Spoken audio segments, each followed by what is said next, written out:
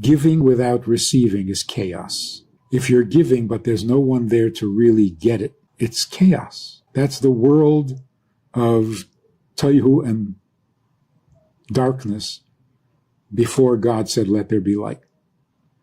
The world was chaotic because there was no giving and there was no receiving. So is that statement truer, let's say, in that form for behind every, I like the way you word it, said behind every accomplished man is a woman, is the woman in his life, let's say. Is that true specifically in that direction more so than for every fulfilled, accomplished, whatever you want to call it, woman, or that together with every fulfilled, accomplished woman, however you would word it specifically, there is the man in her life? It's just that men are a little more vulnerable, surprisingly.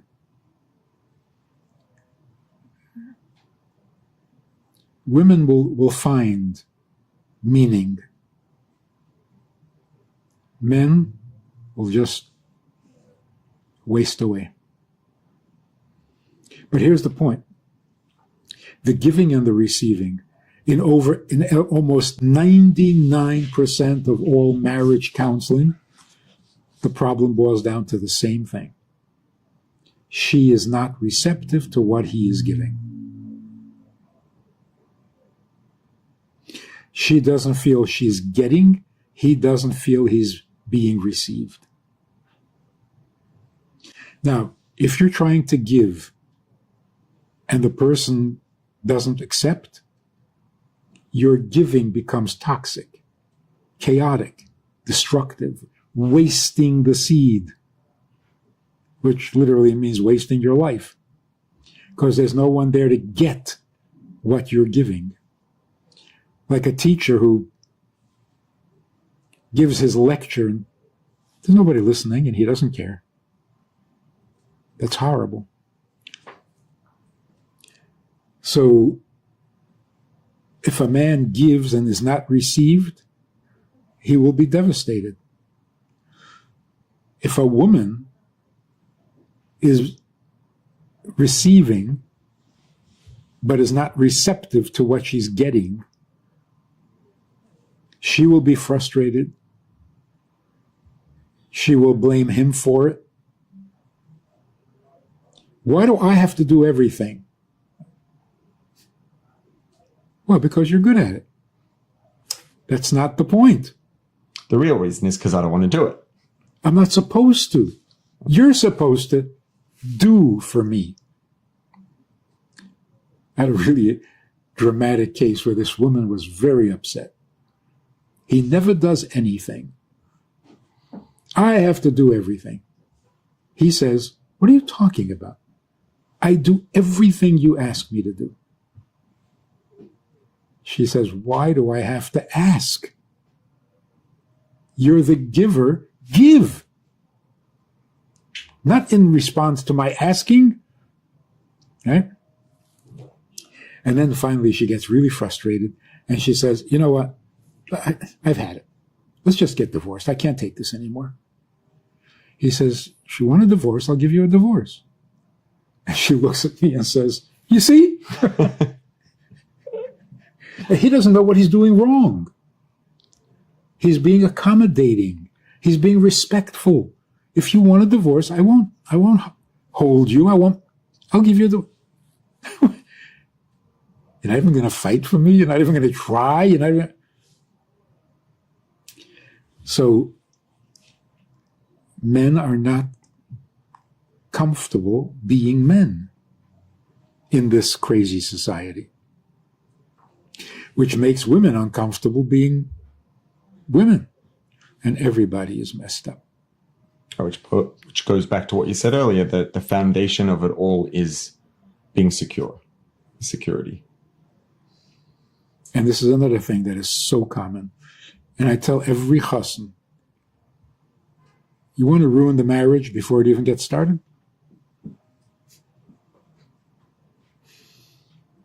Come home from the wedding night. You come home and you say to your bride, to your wife, So what do you want to do now? You're finished. You're finished.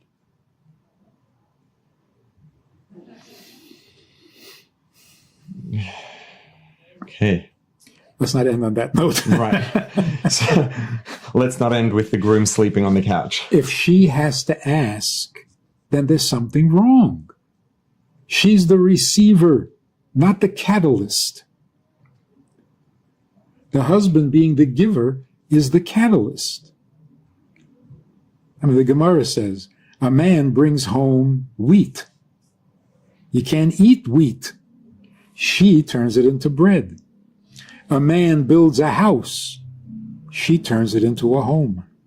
So just to finish up, if you had to choose the single most valuable or important piece of advice that you would give someone, maybe let's do one for dating and one for marriage. What would you say is the most valuable or most important piece of advice that people need to hear with regards to dating? You decide to marry someone, the final clincher after checking everything out is good chemistry. Good chemistry means if you're the man, sitting with this woman makes you feel like a man. Not you're in love with her. She makes you feel good being a man, being you. He makes her feel like a woman. That's good chemistry. What does that mean? He feels like, I want to take care of her for the rest of my life. And she feels, I trust him completely. I'll follow him to the ends of the world. If anything makes you uncomfortable, don't marry him or her. Even if it's embarrassing. I'm ashamed to say I don't like him because he's got a mannerism that annoys me. I know it's petty. Don't marry him. If anything disturbs you when you're dating, it'll disturb you more when you're married. On the other hand, if a guy has a glaring defect, but it doesn't bother you, marry him. That's dating. In marriage, the thing that keeps a couple together is not love and not money and not commitment and not vows, which is the silliest thing in the world. You promise things you know you can't keep. It's a joke. What keeps a marriage together is respect. You like each other. You're comfortable with each other. You marry each other. What goes wrong? All of a sudden, you're not the person I want? Because you lost respect. And the only way to maintain respect is by maintaining your dignity.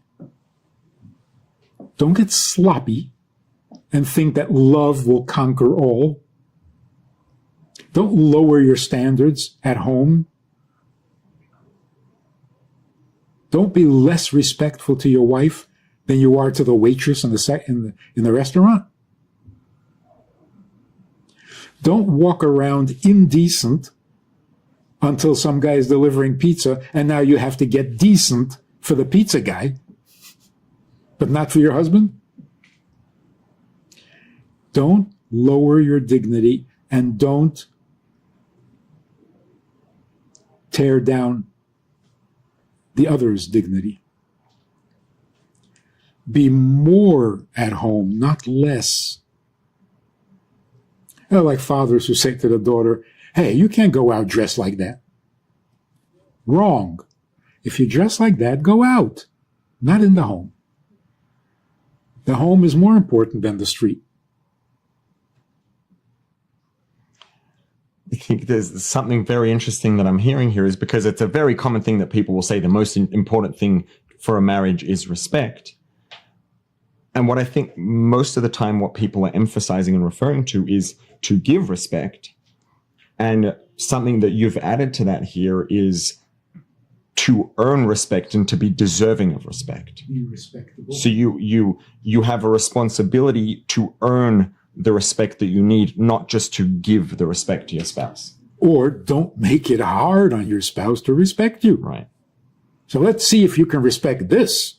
Don't do that. Asking for trouble. A very good example. I think this is a good way to end. My father never used my mother's name.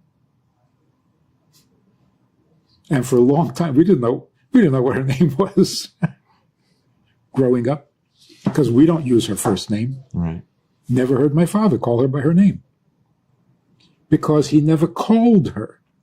When he wanted to talk to her, he went to where she was. There was no shouting from the other ends of the house. No summoning. No summoning. Where are you? Get over here. Ooh, who talks like that? Be a mensch.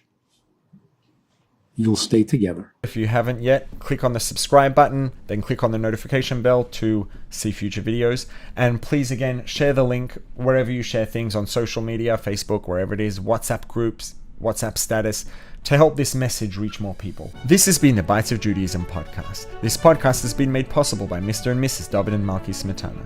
If you found it valuable, please leave a 5-star rating and a review. It really does help it reach more people. And tell your friends about it. If you haven't yet, you can subscribe on all the major podcast platforms at rabbiglick.link/podcast. To dedicate a future episode of the podcast, send an email to podcast@rabbiglick.com. See you next time.